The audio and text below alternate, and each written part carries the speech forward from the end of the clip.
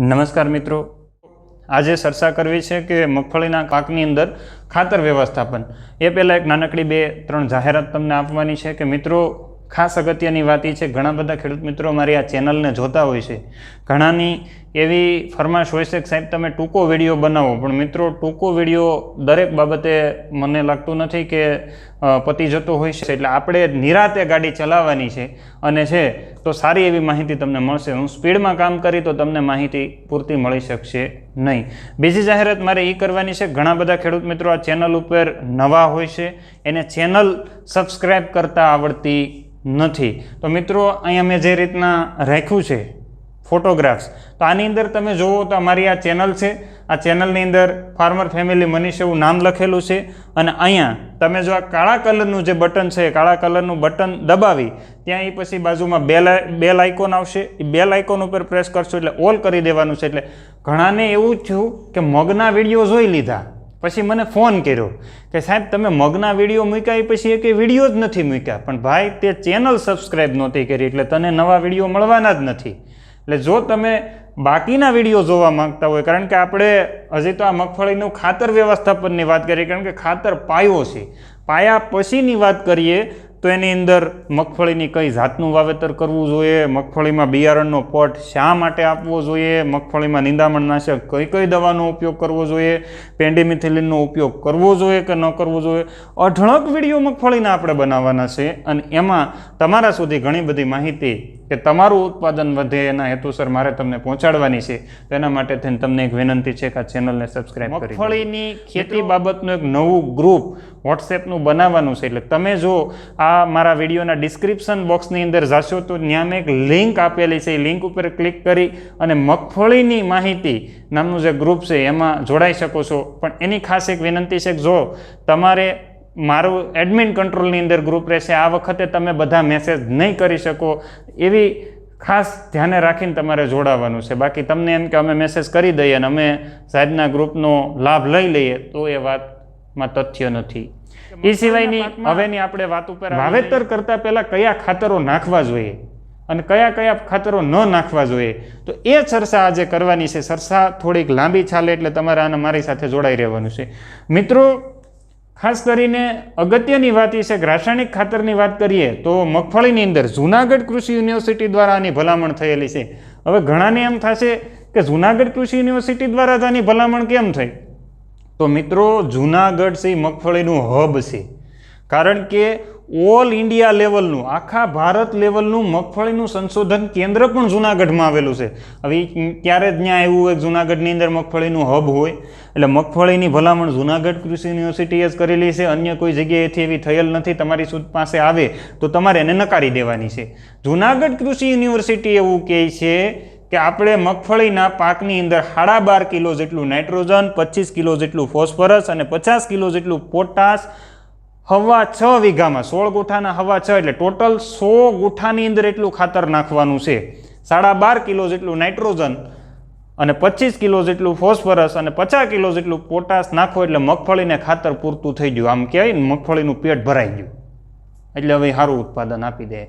હવે ઘણીવાર એવું બનતું હોય કે ખેડૂતો કોઈ જાણ્યા જોયા વગેરેના જ ખાતર નાખી દેતા હોય, એટલે હવે ખાતર કયા કયા નાખવા એ આપણા માટે ખૂબ અગત્યનું છે. એટલે રાસાયણિક ખાતરની વાત કરીએ તો 12.5 કિલો જેટલું નાઇટ્રોજન છે. નાઇટ્રોજન આપતા પહેલાં તમારે ઘણા મુદ્દા ધ્યાને રાખવાના છે. પહેલો મુદ્દો કે આપણે આપણી જમીન કેવા પ્રકારની છે, કારણ કે મને ન ખબર હોય, એ તમને જ ખબર હશે, કારણ કે હું તો તમારા માટે એક આ પંથદર્શક છું, એક ગાઈડલાઈન આપું છું તમને કે યુનિવર્સિટીની ભલામણ હોય કે હું હોય કે અન્ય કોઈ વૈજ્ઞાનિક હશે, તમારી જમીનની તમને જ ખબર છે, મારું શરીર કેવું છે, મારી તાસીર કેવી છે, તો મારી તાસીરની મને ખબર છે, તમારી તાસીરની તમને જ ખબર છે. એટલે તમારી જમીન કેવા પ્રકારની છે એની ઉપર પહેલાં તો ખાતર નાખવું કે ન નાખવું એની ભલામણ કરવાની છે. કારણ કે આજના સમયની અંદર મને એવા ઘણા ખેડૂત મિત્રો મળ્યા, એ મને એવું કે અમે ચોમાસું મગફળીની અંદર ખાતર નાખતા જ નથી તોય સારું ઉત્પાદન લઈએ છીએ. ઘણા એવા મળ્યા કે અમે પુષ્કળ માત્રાની અંદર ખાતર નાખીએ તો અમને ઉત્પાદન મળતું નથી. તો આ એની જમીનની તાસીર ઉપર આધાર રાખે છે. જો તમારી જમીનની તાસીર કેવી છે એ તમારે જમીનની લેબોરેટરી ઉપરથી પણ તમને ખ્યાલ આવી જશે. તમે પોતે દર વર્ષે પાકનું વાવેતર કરો તો તેના ઉપરથી પણ તમને ખ્યાલ આવી જશે. આ પહેલો મુદ્દો. બીજો મુદ્દો તમારે ધ્યાને રાખવાનો છે કે મિત્રો તમે આગળનો પાક એટલે કે આ ઉનાળાની અંદર અથવા તો ગયા શિયાળાની અંદર કયો પાકનું વાવેતર કરેલું હતું. જો તમે જુવાર બાજરીનું વાવેતર કરેલું હોય, મકાઈનું વાવેતર કરેલું હોય તો એની અંદર નાઇટ્રોજન હવાયો નાખવો પડે. જો તમે કઠોળ વર્ગના કોઈ પણ પાકોનું વાવેતર કર્યું હોય, મગ અડદનું કર્યું હોય કે ચોળીનું કર્યું હોય તો તમારે ફોસ્ફરસ હવાયો નાખવો પડે. એટલે આ તમને ખબર હોય, આ મને ખબર નથી.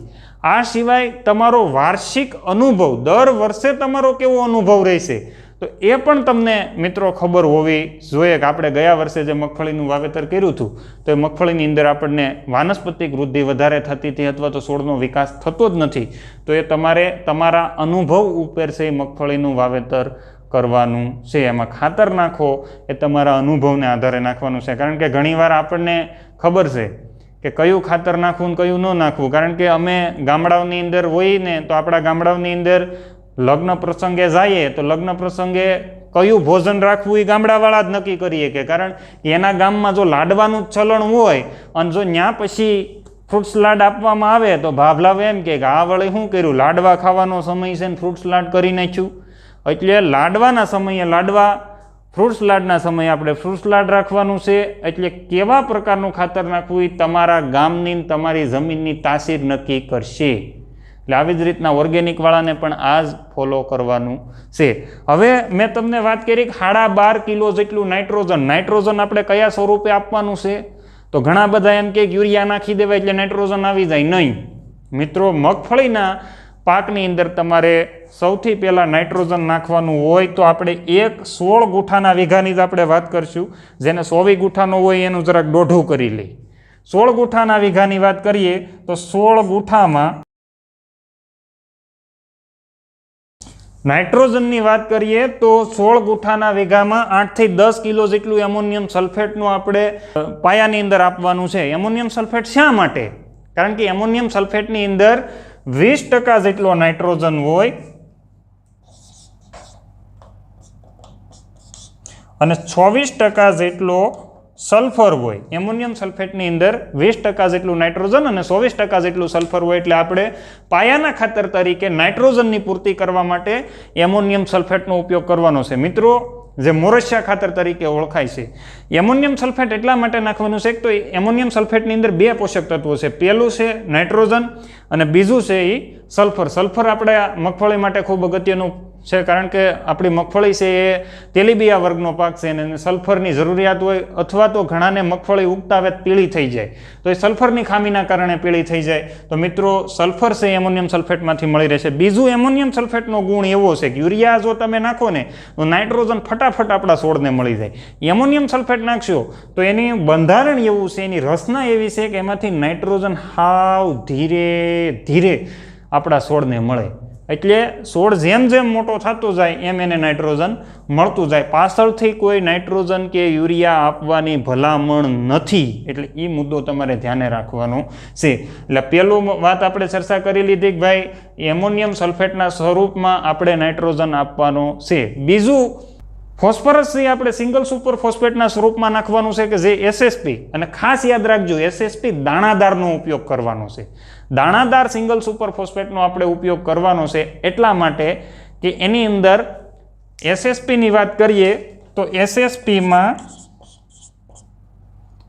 16% ફોસ્ફરસ, 12% સલ્ફર અને 19% કેલ્શિયમ. એસએસપીની અંદર 16% ફોસ્ફરસ, 12% સલ્ફર અને 19% જેટલું કેલ્શિયમ. એટલે આપણા મગફળીના પાકને 5 પોષક તત્વોની જરૂરિયાત છે. એટલે 5 પૂરા કરવા માટે phosphorus, sulphur, calcium, nitrogen, sulphur અને છેલ્લે પાછું આપણું આ પોટાશ વધે મ્યુરેટ ઓફ પોટાશના સ્વરૂપમાં આપવાનું છે. હવે તમને એમ થાય, હવે તમારી રીત હું તમને જણાવી દઉં. મારી રીત મેં તમને કહી દીધી. તમારા મનની અંદર થાય કે અમે તો ડીએપી નાખી દઈએ એટલે સર્વત્ર થઈ ગયું. તમે મને એમ કહો કે તમે 3 પેઢીથી ડીએપી નથી નાખતા. 3 પેઢીથી ડીએપી નાખવા છતાં આપણે આજે ખેતીમાં એની જગ્યાએ છીએ. તો હવે આ બદલાવ લાવવો પડે કે ન લાવવો પડે? લાવવો જરૂરી છે. કારણ કે 3 પેઢીથી ડીએપી નાખવા છતાં જમીન આપણી કડક થઈ ગઈ. ડીએપીની અંદર તમે જુઓ ઠેલી ઉપર શું લખેલું છે, અડધો ફોસ્ફરસ છે એ સાઇટ્રિક એસિડ સોલ્યુબલ છે ને અડધો ફોસ્ફરસ છે એ વોટર સોલ્યુબલ છે. હવે પાણી આપણે જેટલું મળશે એટલું અડધો ફોસ્ફરસ ઓગળશે. સાઇટ્રિક એસિડ એટલે એસિડિક જમીન હોય તો એ ડીએપી ઓગળે. હવે તમે મને એમ કહો ગુજરાતમાં ક્યાંય એસિડિક જમીન નથી, છતાં ડીએપીના કોથળા ઠલવે. આ આપણને નડે છે. એટલે તમારી જે પેઢીગત રૂઢિસુસ્તતા આવી ગઈ છે, પેઢી દર પેઢી ડીએપી આપણે જે નાખી રહ્યા છીએ એના લીધે થઈને આજે ઉત્પાદન ઘટી રહ્યું છે.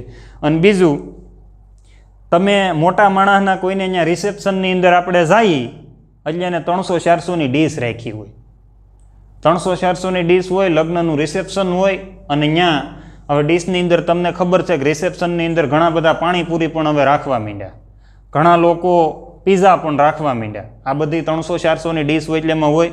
એટલે એકવાર હું એક લગ્નની અંદર ગયો તો ત્યાં સૌથી વધારે ભીડ પાણીપુરીમાં હતી. મને એમ થયું કે ત્યાંથી આગળ જાવ તો બીજી જગ્યાએ પીઝામાં ભીડ હતી, ત્રીજી જગ્યાએ તો કે રોટલો ને શાક હતું. તો કે ત્યાં ક્યાંય ભીડ નહીં, રોટલો શાક દહીં એમ વ્યવસ્થા ખૂબ સારી હતી. પણ કારણ કે ડીએપી હતું અને મગફળીને હું ભાવતું હતું પાણીપુરી એટલે કે એસએસપી. એટલે મગફળીને સૌથી કોઈ ભાવતું ખાતર હોય તો એસએસપી છે, આપણે ડીએપી નાખવાનું નથી. યાદ રાખજો, ડીએપી નાખશો એટલે ઉત્પાદનની અંદર નુકસાન જવાની શક્યતા વધી જાય, કારણ કે આપણી જમીનમાં સાઇટ્રિક એસિડ હોતું નથી. એટલે આ મુદ્દો તમારે થોડોક ધ્યાને રાખવાનો છે કે મગફળીમાં ખાતર વ્યવસ્થા વખતે ડીએપીનો ઉપયોગ ન થાય, સિંગલ સુપર ફોસ્ફેટ, કારણ કે એની અંદર કેલ્શિયમ જરૂરી છે. કેલ્શિયમ ક્યાં જરૂરી છે તમને બધાને ખબર છે કે આપણે મગફળીનું હવે વર્ષ વાવેતર કરતા આવ્યા, કાંધાનું પ્રમાણ વધતું જાય છે. કાંધાનું પ્રમાણ વધવાનું કારણ હું એનું એક જ કારણ છે કે ડોડવો ભરાતો નથી. ડોડવો ભરાતો નથી તો દાણાનું બંધારણ થતું નથી. દાણો અંદર પેપડી ઝીણી એવી નીકળે, ડોડવો મોટો હોય એટલે ડોડવો ઉડી ગયો, કારણ કે દાણો અંદર ઝીણો એવો છે. તો આ બંધારણ કરવા માટે કેલ્શિયમની જરૂરિયાત હોય. કેલ્શિયમ ડીએપીમાં નથી હોતું, સિંગલ સુપર ફોસ્ફેટની અંદર હોય છે. એટલા માટે સિંગલ સુપર ફોસ્ફેટ આપણા માટે ખૂબ જરૂરી છે. કાંધાનું પ્રમાણ ઘટાડવું હોય તો પાયાનું ખાતર જ ધ્યાને રાખવું જરૂરી છે. હવે બીજી એક અગત્યની તમને વાત કરી દઉં મિત્રો, પાયાનું ખાતર પાયામાં નાખવાનું. હવે ઘણા તમારામાં બુદ્ધિજીવી છે એ કે હું તો બેલી હાંકું તો અહીંયા ખાતર નાખી દઉં. અરે ભલા માણા, બેલી હાંકી ત્યારે ખાતર ન નાખવાનું હોય. હવે તમે ક્યાંય જમવા જાઓ અને તમારા માથા ઉપર અહીંયા થાળી મૂકી દે અને પછી એમ કે દાળનો વાટકો ગોતીને દાળ પીવો તો પોસિબલ છે ખરું? કોઈ એમ કે આમાંથી લાડવો ગોતી લો તો પછી આપણે આમ કરી લાડવો ગોતી, પણ હારે રસનો વાટકો હોય તો દાળ ને રસ બે મિક્સ થઈ જાય. એટલે પાયાનું ખાતર પાયામાં જ રાખવું જોઈએ. માથા ઉપર થાળી રાખીને ક્યારેય ઉત્પાદન લઈ શકાય નહીં. એટલે યાદ રાખજો, પાયાનું ખાતર પાયામાં નાખવાનું છે, પાછળથી નાખવાનું નથી. ત્રીજી વાત પોટાશની રહી. 50 કિલો પોટાશ પ્રતિ હેક્ટર દીઠ એટલે 1 વીઘે. અહીંયા નાઇટ્રોજનની વાત થઈ ગઈ. એસએસપી આપણે 1 વીઘે 25 કિલો 16 ગુઠામાં 25 કિલો 16 ગુઠામાં આપી દેવાનું છે. અને હવે વાત આવી પોટાશની. 13 કિલો પોટાશ પાયાની અંદર આપણે મગફળીને આપવાનું છે. મિત્રો, પોટાશ ગતિશીલ થાય ત્યાં 23-24 દિવસ જેટલો સમયગાળો આવું સાયન્ટિસ્ટોનું માનવું છે કે લઈ લે આ જમીનની અંદર. તો આ પોટાશ જ્યારે આપણે મ્યુરેટ ઓફ પોટાશ આપતા હોઈએ ત્યારે પાયાની અંદર આપી દેવાનો છે. પાછળથી પાકતી અવસ્થાએ ઘણા એમ કે હું પોટાશ નાખી દઈ, તો એની અંદર હું કોઈ માનતો નથી, કારણ કે મ્યુરેટ ઓફ પોટાશ પાયાની અંદર નાખી દેશો તો તમારા પાકના ઉગાવાથી લઈને તમે જ્યાં સુધી પાક હાર્વેસ્ટ કરશો ત્યાં સુધી તમને છે આનો ફાયદો દેખાશે. આ મુદ્દો તમારે ધ્યાને રાખવો ખૂબ અગત્યનો છે. એટલે પોટાશ 13 કિલો જેટલું પોટાશ આપણે પાયાની અંદર નાખવાનું છે. એટલે હું અહીંયા લખી દઉં છું 8 થી 9 કિલો જેટલું એમોનિયમ સલ્ફેટ, 25 કિલો જેટલું એસએસપી અને 13 કિલો જેટલું એમઓપી મ્યુરેટ ઓફ પોટાશ. ખાસ વાત અગત્યની ધ્યાને રાખજો કે મારી જમીનની અંદર જો ક્ષારનું પ્રમાણ, મેં તમને પહેલાં કીધું છું કે જમીનની તાસીર તમને ખબર હોય, મને નહીં. જો તમારી જમીનની અંદર ક્ષારનું પ્રમાણ વધારે હોય તો એમઓપી કરતાં એસઓપી વાપરવું ખૂબ અગત્યનું છે. એમઓપીમાં ક્ષાર ડબલ થઈ જશે અને તમને રિઝલ્ટ મળશે નહીં, પાંદડા દાઝી જશે. આ ખાસ ધ્યાને રાખવું જરૂરી છે. મિત્રો, આની સાથે જો અગર તમે ઓનલી ડીએપી નાખવા માંગતા હોય તો તમારે એની સાથે સારું ગળતરિયું દેશી ખાતર નાખેલું હોવું જોઈએ. દેશી ખાતરનું જ્યારે વિઘટન થાય ત્યારે ઓર્ગેનિક એસિડ રિલીઝ થાય અને જે ઓર્ગેનિક એસિડની અંદર જે આપણું ડીએપી પડે એટલે એ ઓગળે તો જ આપણા છોડને મળી શકે. યુનિવર્સિટીની પણ ભલામણ છે 1 હેક્ટરની અંદર આપણે 12 થી 15 ટન જેટલું દેશી ગળતરિયું સાણિયું ખાતર આપણા ખેતરની અંદર નાખવાનું છે. અમુક લોકો તો એવા મળે એ કે હું છાણિયું ખાતર નાખી દીધું એટલે આપણે પાક ઉત્પાદન રેડી થવાનું છે. મિત્રો, પહેલી વખત છાણિયું ખાતર 30% જ લાગે છે, 100% લાગતું નથી. એટલે એવી ક્યારેય અપેક્ષા રાખી લેવી નહીં કે ભાઈ છાણિયું ખાતર નાખી દીધું એટલે આપણને પાક ઉત્પાદન મળી જાય. નહીં, ઉત્પાદન ઘટે. કારણ કે કાર્બન અને નાઇટ્રોજનનું જ્યારે જોડાણ થાય ત્યારે જ ઉત્પાદન વધી શકે અને જમીનનો જ્યારે રેશિયો કાર્બન નાઇટ્રોજનનો ઘટે ત્યારે જ ઉત્પાદન વધી શકે. હવે દેશી ખાતરની અંદર કાર્બન સૌથી વધારે હોય, નાઇટ્રોજન સૌથી ઓછો હોય તો તમને ઉત્પાદન પૂરતું મળી શકે નહીં. એટલે દેશી ખાતરનો ઉપયોગ ગળતરિયા દેશી ખાતરનો આપણે કરવાનો છે. દાબા નાખવાના નથી. મોટા ભાગના ખેડૂતો જમીનની અંદર દાબા નાખે એટલે મૂંડા થાય, ફૂગ થાય.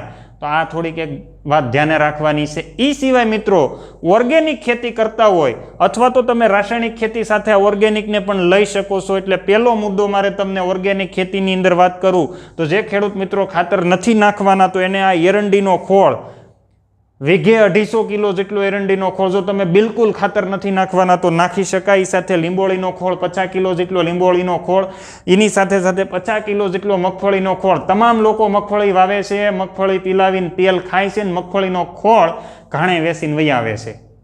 એલા ભાઈ, તમારી જમીનની અંદર નાખવા. મેં 2-3 ખેડૂતનો રિવ્યૂ લીધો કે આ મગફળીનો ખોળ નાખ્યા પછી જે ઉત્પાદન સારું વધ્યું છે, એનું ઓર્ગેનિક કાર્બન જે વધ્યો છે અથવા તો જમીનની અંદર જે માઇક્રોબ્સની જે ગતિવિધિ વિધિ છે એવી કદાચ એની પહેલાં નહોતી એને વધેલા. ખેડૂતનો અનુભવ હું તમને કહું છું કે મગફળીનું ખાતર જે મગફળીનો ખોળ આવે છે એને આપણે નાખવું જોઈએ. ઉપરાંત માર્કેટની અંદર ઘણા બધા ઓર્ગેનિક ખાતર આવે છે. કયું ઓર્ગેનિક ખાતર નાખી શકાય એની બાબતની માહિતી હું તમને ટેલિફોન નંબર હમણાં જણાવું ત્યારે મને પૂછી લેજો અને ટેલિફોન નંબર જણાવું ત્યારે તમારે મને માહિતી મેળવી લેવાની છે. રાસાયણિક ખાતર આપણે નાખતા હોઈએ તો એની સાથે સાથે ખૂબ સારું દાણાદાર ઓર્ગેનિક ખાતર અત્યારે આવે છે. એ હું તમને મારી સાથે જ્યારે ટેલિફોનિક ચર્ચા કરશો અથવા મારા ગ્રુપમાં જોડાશું ત્યારે તમને ત્યાં લખીને હું માહિતી આપી દઈશ. અત્યારે જાહેરની અંદર તમને ડિક્લેર કરતો નથી. એ સિવાય મિત્રો, ખાસ અગત્યની વાત, રાસાયણિક ખાતરની આપણે વાત કરી. હવે મગફળીનું સારું ઉત્પાદન લેવું હોય તો મગફળીમાં રાસાયણિક ખાતરની સાથે મગફળીનો જેના ખેતરની અંદર વિકાસ નથી થતો અથવા તો મગફળીનો પૂરતો ફાલ નથી બેસતો તો એવા ખેડૂત મિત્રોએ અત્યારે ઘણી ઓર્ગેનિક પ્રોડક્ટ માર્કેટની અંદર આવે છે જેની અંદર ઘણા બધા સારા એવા સબસ્ટિટ્યૂટ હોય છે. તો આ પ્રોડક્ટ માટે વધારે માહિતી માટે તમારે મને કોન્ટેક્ટ કરવાનો રહેશે અથવા તો મારા વોટ્સએપ ગ્રુપમાં જોડાશો તો તમને ત્યાંથી પણ માહિતી મળી જશે. હું તમને અત્યારે બીજી જેની અંદર ખેડૂત મિત્રોને મગફળી ઓર્ગેનિક વાવી છે તો મારો ખાસ કોન્ટેક્ટ કરજો.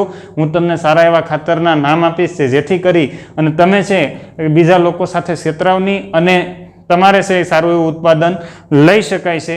આ સિવાય મિત્રો, વરસાદ જ્યારે પડે ને વાતાવરણની અંદર વીજળીના કડાકા ભડાકા થતા હોય ત્યારે પણ નાઇટ્રોજન છે આપણા છોડને મળતું હોય. હવે ખાસ વાત એ કરવી કે જો આ મુદ્દો નહીં ભૂલતા, મારી આ છેલ્લો પોઈન્ટ છે પણ જોવાનું નહીં ભૂલતા એટલા માટે કે જો ખાતર વધી જાય તો શું થાય? ખાતર વધી જાય તો મળીની વાનસ્પતિક વૃદ્ધિનું છે એ સ્વરૂપ ફરી જતું. એટલે વાનસ્પતિક વૃદ્ધિ છે એવડી એવડી થઈ જતી હોય, નીચે કોઈ ડોડવા બેસતા નથી. ઉપર જતા ઉપર શું હોય? વાદળછાયું વાતાવરણ, એટલે વનસ્પતિ ગ્રોથ છે એ વધારે વધવાનો છે. એટલે વૃદ્ધિ જેના ખેતરની અંદર વધી જતી હોય એને ખાતર ઉપર ખાસ કંટ્રોલ રાખવાનો છે. બીજું, વધારે પડતા ખાતર નાખવાથી ખર્ચ વધે છે, જમીન કડક બને એટલે હુયા બેસી શકતા નથી, હુયા બેસતા નથી એટલે ડોડવો બરાબર બની શકતો નથી. એટલે આ ખાસ ધ્યાને રાખવાનું છે કે આપણે જો ખાતરનું પ્રમાણ વધારી દઈશું તો ઉત્પાદન વધારી શકાય નહીં. ઘણાના મનમાં એવા મનની ગ્રંથિ હોય કે હું એટલું ખાતર નાખી દઉં તો એટલું ઉત્પાદન વધી જાય, તો હું વસ્તુને માનતો. વધારે પડતું ખાતર આપવાથી આપણી જમીન અને છોડ બંને આળસુ થઈ જાય છે, કારણ કે એને વગર મહેનતે ઘણું બધું ખાવા મળી જાય.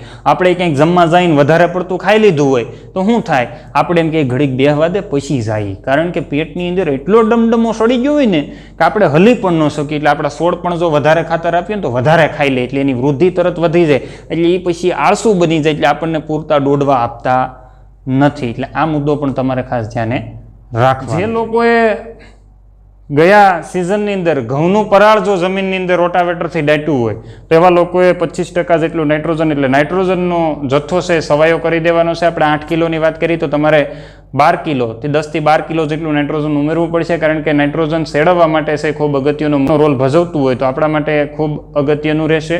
બીજું અન્ય કોઈ માહિતી આપણે છે એ આગળના વિડીયોની અંદર મેળવશું. મેં તમને કીધું હતું એમ બિયારણને શા માટે પટ આપવું જોઈએ, ક્યારે પટ આપવો જોઈએ, નિંદામણનાશક દવાઓનો કેટલો ઉપયોગ કરવો જોઈએ, ક્યારે કરવું જોઈએ, વધારે ઉત્પાદન માટે સારામાં સારી કઈ જાતનું વાવેતર કરવું જોઈએ, તો આ બધી માહિતી છે એ આપણા આગળના વિડીયોની અંદર મેળવશું. આ વિડીયોની માહિતી તમને જો ખરેખર સારી લાગી હોય તો આ મારા વિડીયોને શેર કરજો. લાઇક કરવાનું તમે નહીં ભૂલતા, કારણ કે શેર કરવું અને લાઇક કરવું એ તમારા માટે ખૂબ અગત્યનું હોય છે. અને ગુજરાતના મોટા ભાગના ખેડૂતો મગફળીનું વાવેતર કરવાનું છે, એટલે આપણા એકાબીજા સંબંધીને આ લિંક મોકલી જ દેવાની છે, જેમાંથી ખાતર છે એ સારું લઈ શકે. મિત્રો એટલું કહીને આજે વિરમું છું. અસ્તુ, આભાર, જય હિન્દ, ભારત માતા કી જય.